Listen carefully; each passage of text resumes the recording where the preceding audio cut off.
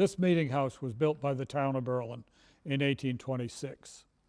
It replaced an earlier one that had been built here in 1779 in the South Parish of Bolton. And that was the beginnings of our town. The church actually predates the town. And the church organization was established in 1779 and it continues through to the present day with various changes. This building came about because the old meeting house, which was also on this same property, had become, as they said, damnified. It was not in good condition. And they were going to have to either spend a lot of money fixing it up, or they were going to build something new. That building was a really old style one, very different than what we think of in most New England towns today. And this building, with a tower and a steeple and a bell and so forth, was a modern building in 1826. And therefore they wanted to opt for a new building that would be more permanent, so on. The old building had no cellar under it.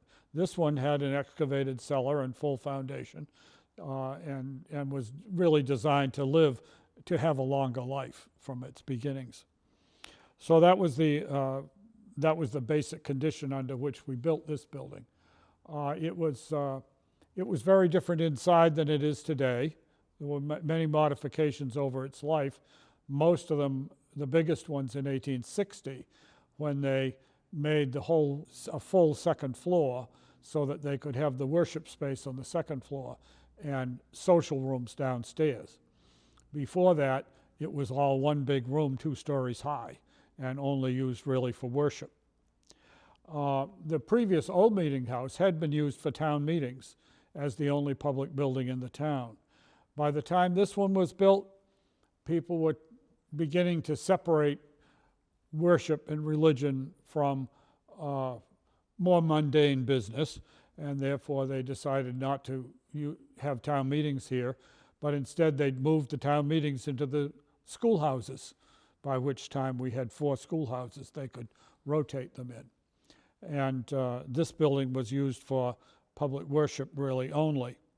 Yes, in the early 19th century, early 1800s, there was a big division happening within Congregationalism here in Massachusetts and throughout New England.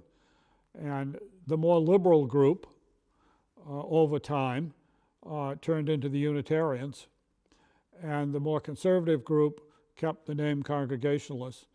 And in the town of Berlin, when that moment came in 1830, after the death of Reverend Reuben Puffer, who was the first minister of the town,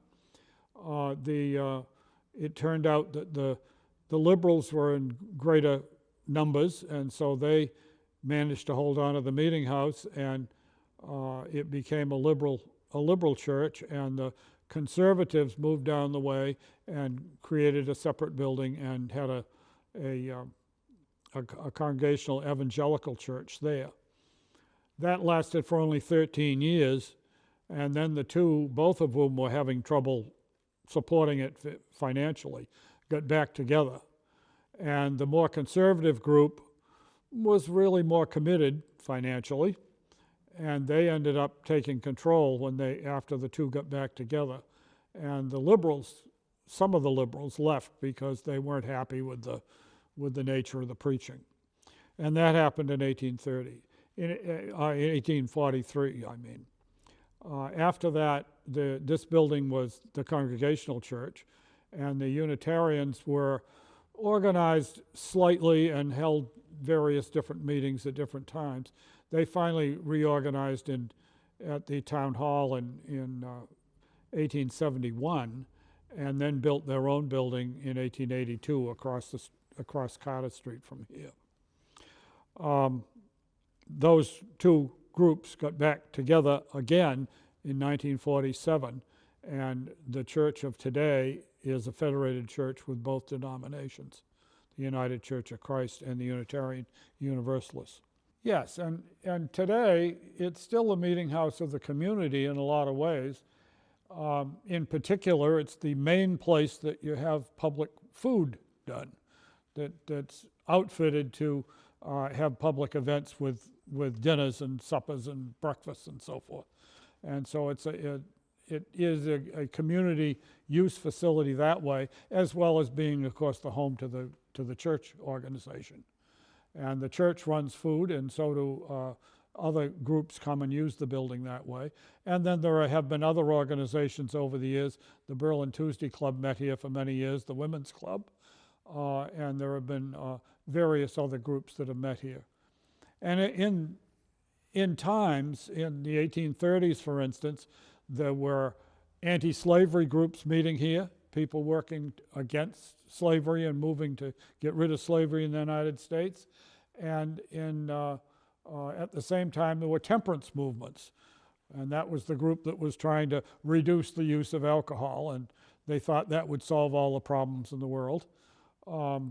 It was an enviable goal if the problems had been solved that way, but unfortunately, when it was finally successful in the early 20th century, it didn't work out to be practical.